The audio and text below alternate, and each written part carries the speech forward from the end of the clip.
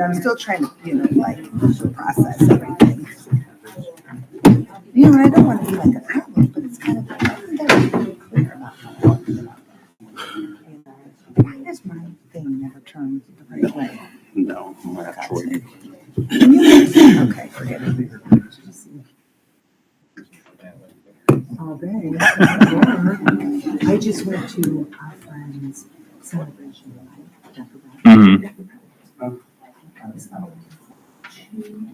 I bet.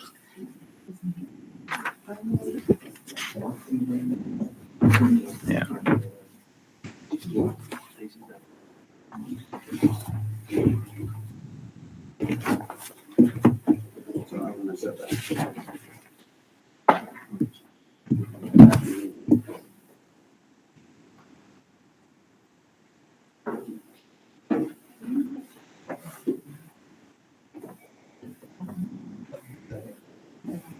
It's probably me.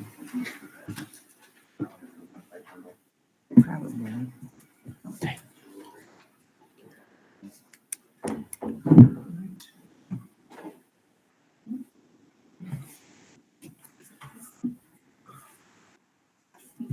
Thank you, everybody, for coming out this evening for our regularly scheduled July 8th Elkhart Community Schools Board meeting. At this time, I'd like to call the meeting to order. And would you please rise for the Pledge of Allegiance?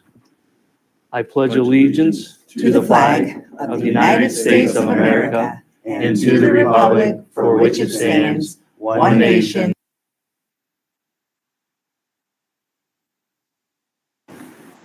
Thank you. You may be seated.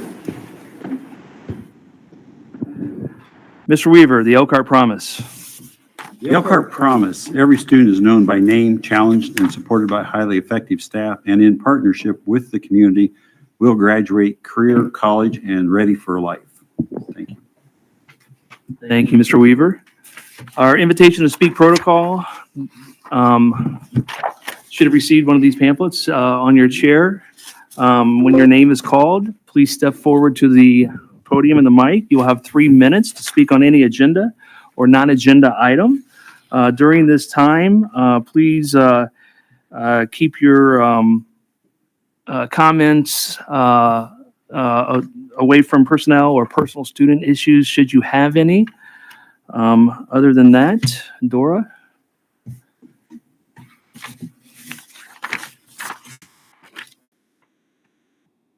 Thank you. Diane Carr.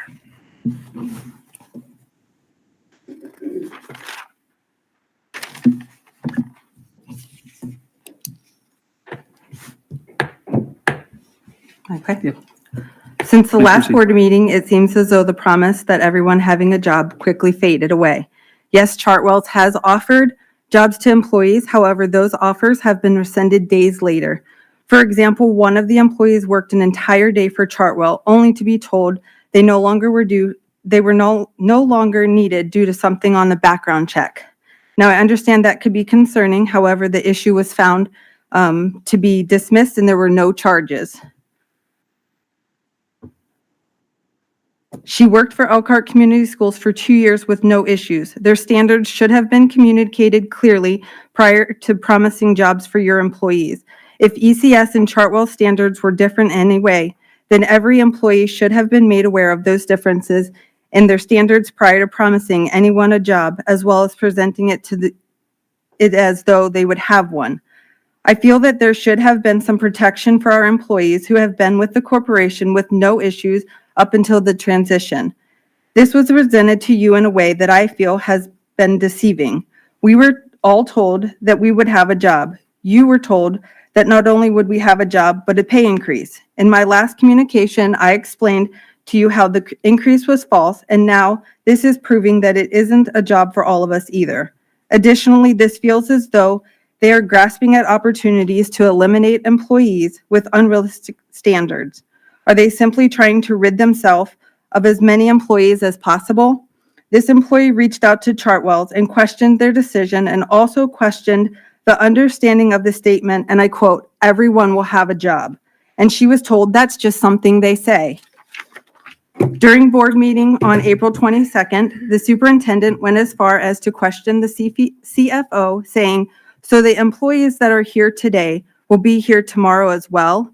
His response was, "Absolutely, and next year." I would also like to point out that during the process, Sharon Stout was one of the only people in our office that was willing to try and trust this process. She had hoped that she would be able to continue with Chartwell's, but was informed that although they would like to hire, the district didn't want her. Is this Chartwell's pointing the blame back to you? When will we stop pointing fingers and receive full transparency?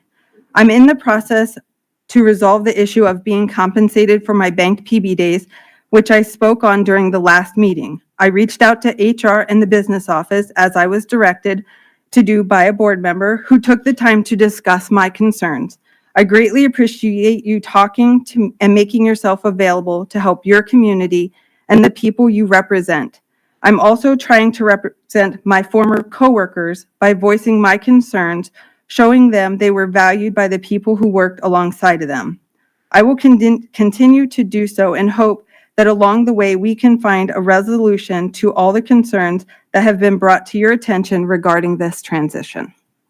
Thank you. Sarah Castleman?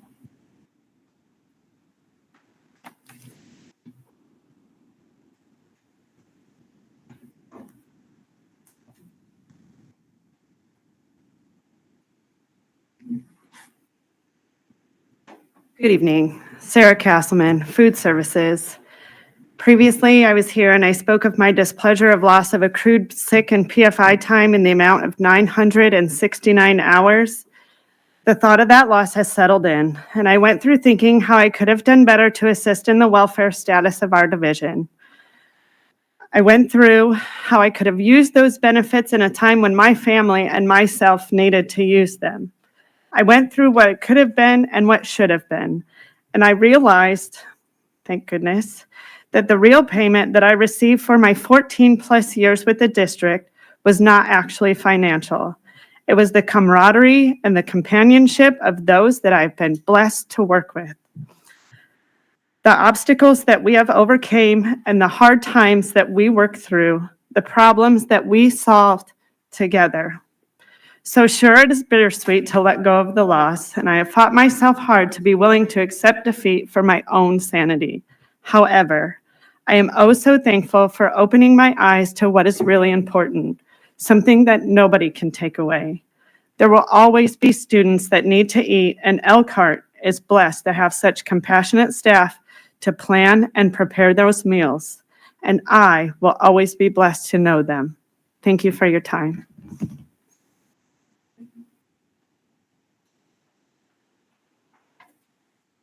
All right, that was it for the public comment. This would Excellence of Elkhart.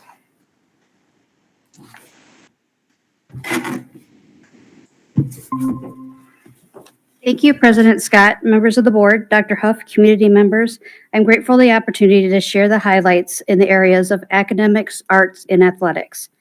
With the July 4th holiday behind us and the summer season in full swing, things have been a little quieter across the district. Summer school has come to a close, and many of our summer partners programs are just now starting back up to finish off the summer. Some staff and students are also enjoying a well-earned break. That said, we still have some well-deserved accomplishments worth celebrating.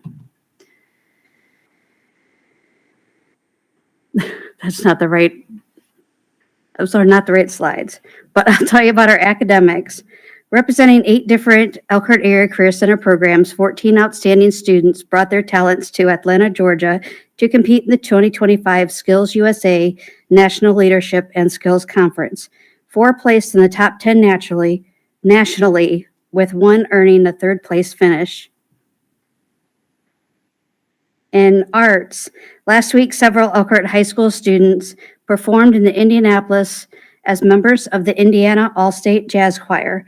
Selected through a competitive audition process, they represented our district with excellence and showcased the strengths of our music program. For athletics, last week, Elkhart High School football scrimmaged 2 of the top teams in the state, Hamilton Southeastern and Zionsville at Indiana Wesleyan University. Excuse me. Our team completed well. College coaches from IWU took notice, asking about some of our players and speaking with the team after the scrimmage. In addition to the strong showing on the field, our athletes had a chance to tour the campus and spend some time in the pool, making it a Memorial Day for our students. Future happenings. July 25th is our first annual Elkhart Football Night. It'll be 7 p.m. at Rice Field. Football players from our Youth Football League, middle schools, and high schools will take part in on-field activities, while families and community members can learn more about each of the level programs. As always, please be sure to follow our district and school social media pages as we share each day the excellence of Elkhart schools. Thank you, Wendy. Next on the agenda, we have the consent items. Do I have a motion? So moved. Do I have a second? Second. I have a motion. I have a second. Do we have any discussion regarding the consent items? Yes, we have one donation from NIPCO for $625 for supplies to be used for Elkhart Community Schools. And then we have retirements. We have Thomas Jones from Cleveland. After 18 years serving our sixth grade students, he is retired. He did a great job with our kids. He was wonderful. And then in our food service department, I figured it out, 94 years of service, and they are retiring from Roosevelt, back the freshman division, a truck driver from commissary, and our commissary food service. So each one of them have served, our students, like our commissary staff has already stated, for years and with the love of their heart. And they've gone through different buildings. Most of them I know, but we're so thankful to have them and the opportunity for them to serve our students. So in appreciation of 94 years of service, I celebrate our food service department. Thank you, Kelly. I have a question about one of the contracts. Yes. There's a contract in there for an attendance, an absenteeism coordinator, full service community grants, I think I see. Mhm. And my question is that, one, what is the existing absenteeism rate at Monger? Does anybody know that? Okay, and if not, okay, two, within the contracts, shouldn't we also, one, stipulate what that is today, and then also what we want it to be? Obviously, we want it to be zero, but what are the mileposts and how long is it going to take to get us to a lower absenteeism rate?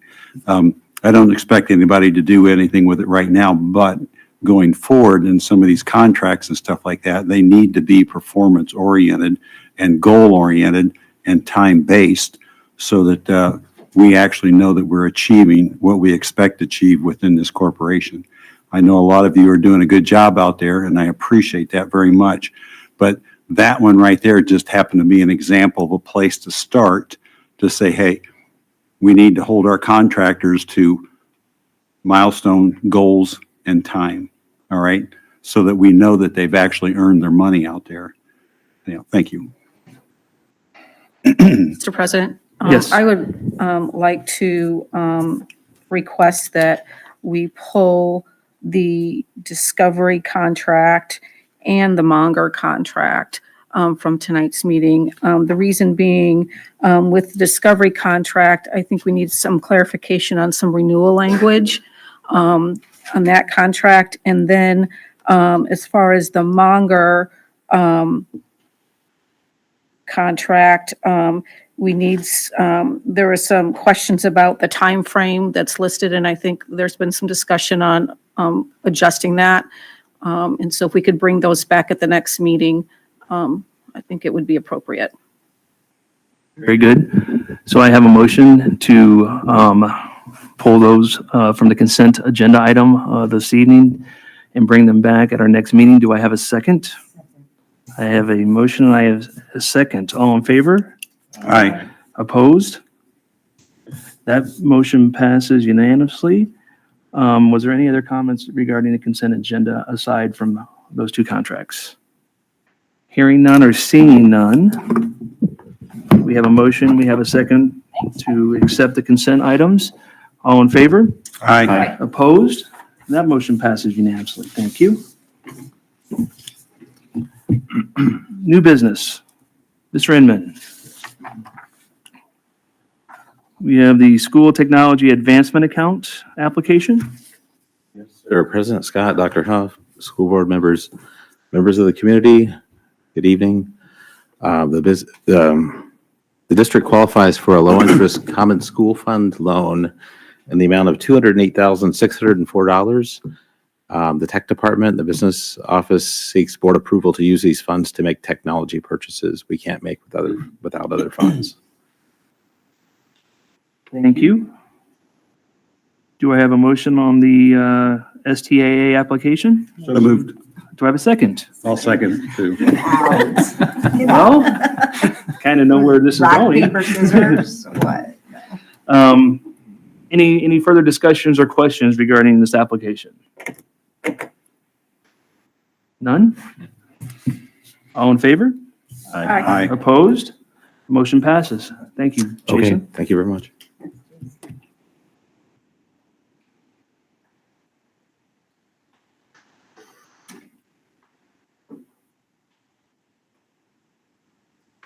And also under new business, this is a short agenda tonight.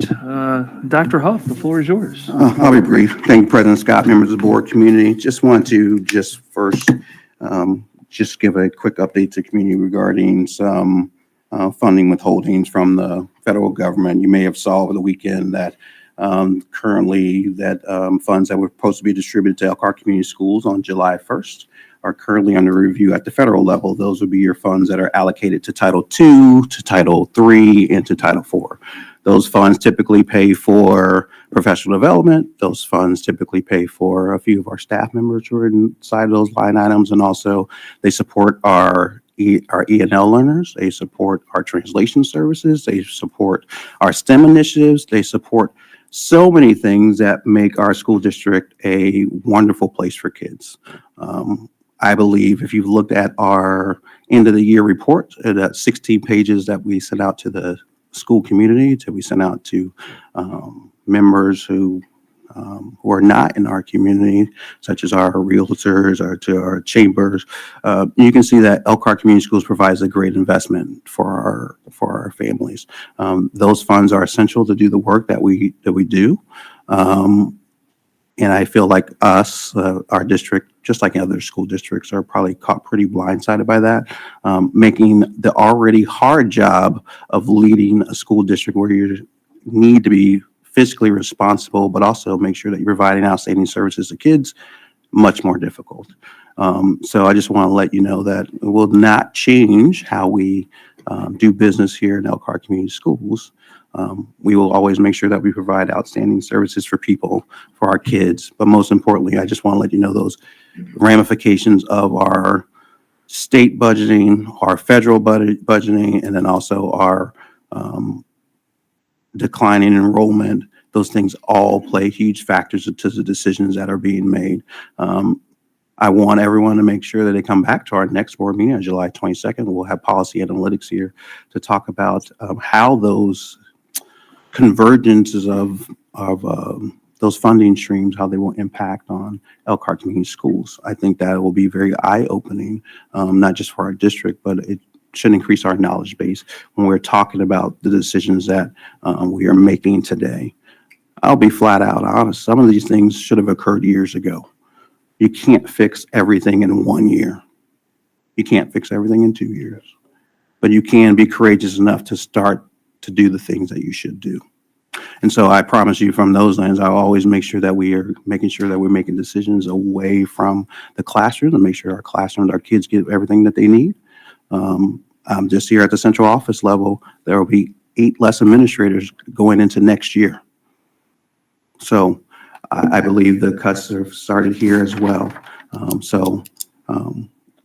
These are not conversations that I want to have. We want to talk about, put our focus on the students as always, but the business side of school does exist as well. So I would be remiss if I didn't share with our school community that $1.2 million that is currently being withheld will have huge ramifications on certain services that we provide.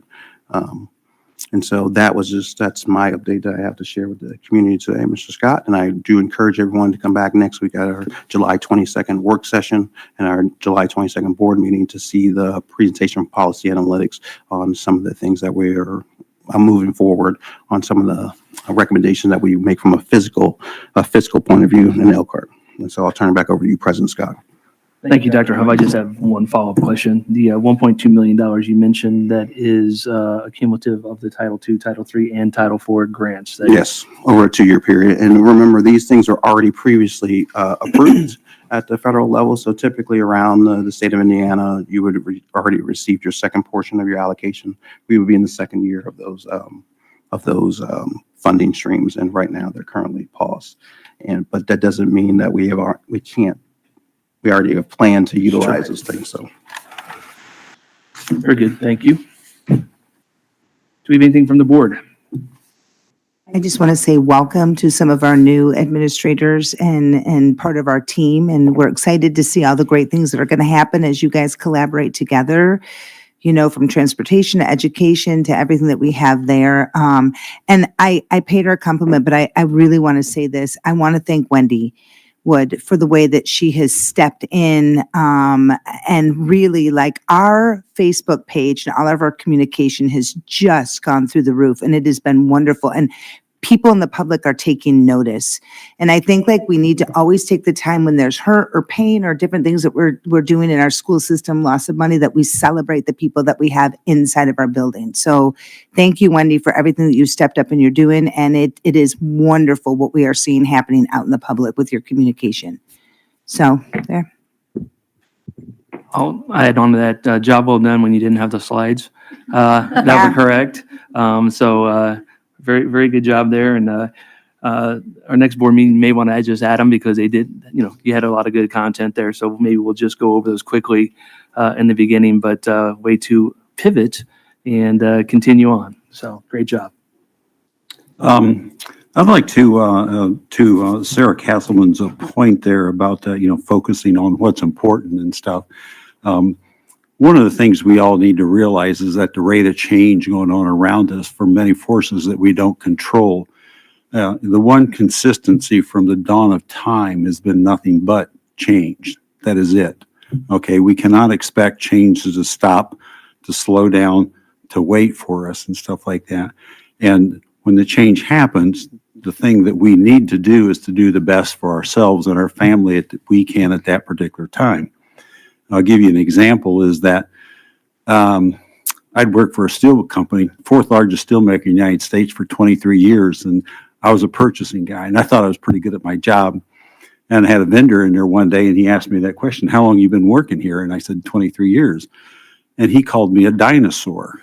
And I'm thinking, I was insulted, right? So how could you call me a dinosaur? And he says, well, you are. Nobody has a 30-year career anymore and stuff like that. Sure enough, he was exactly right. I wasn't going to have a 30-year career. I wasn't going to have a 40-year career. They fired me, and 3 years later, they went out of business and stuff like that.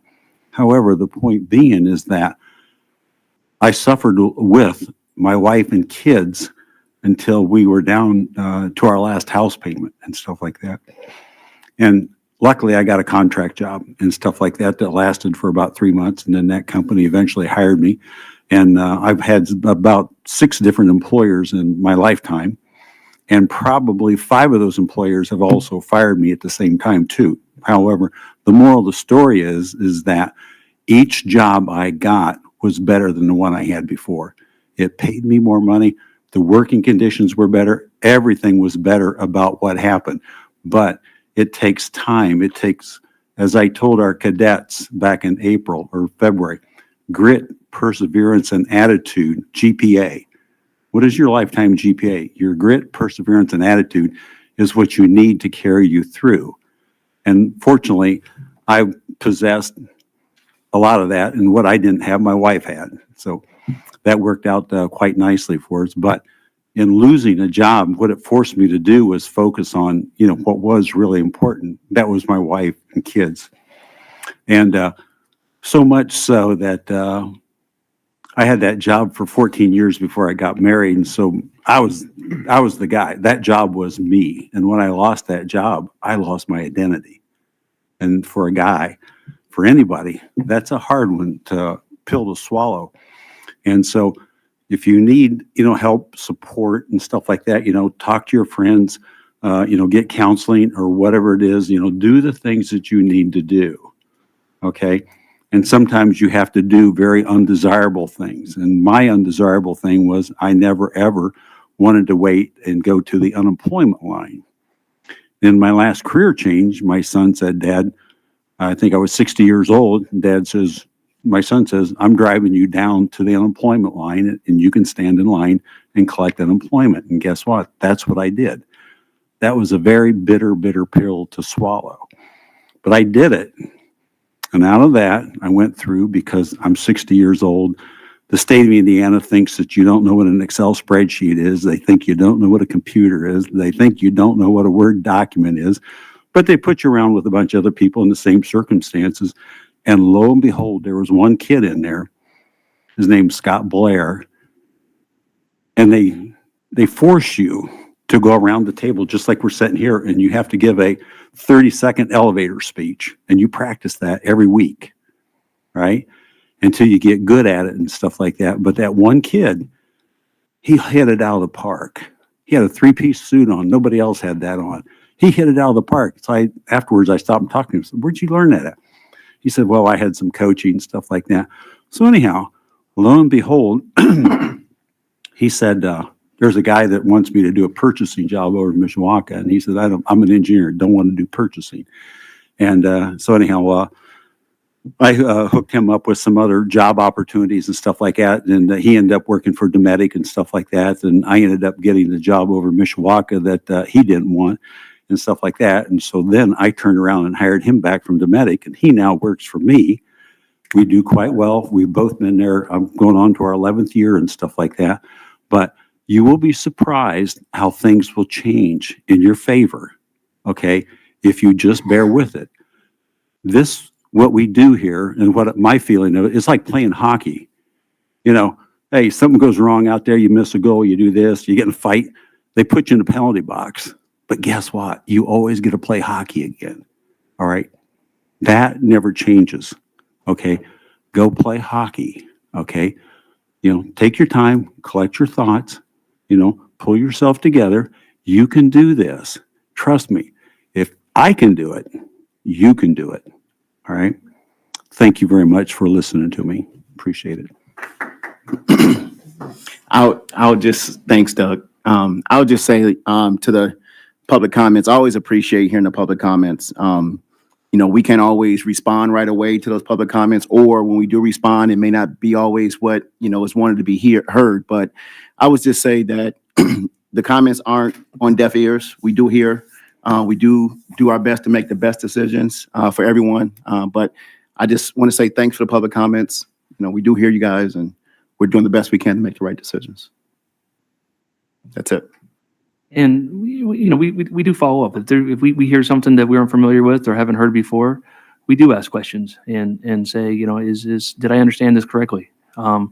Is this how this transpired? Can you give me some more detail? So it is somewhat awkward to Eric's point, is just sitting up here and listening to someone to speak at a microphone for 3 minutes and feel that when there's no response, there's no one's listening to you. But you know, we are, and we do our best to come to the right decisions. We're very thoughtful and strategic, and you know, just understand that this format does not allow for the engagement that sometimes could be very productive and sometimes would not be so productive. And that's probably why, you know, this format is the way it is. So, you know, you make great points, and as well as you. So, just so you do understand, you know, we are hearing you. Anything else? If nothing else, meeting adjourned. Thank you, everyone.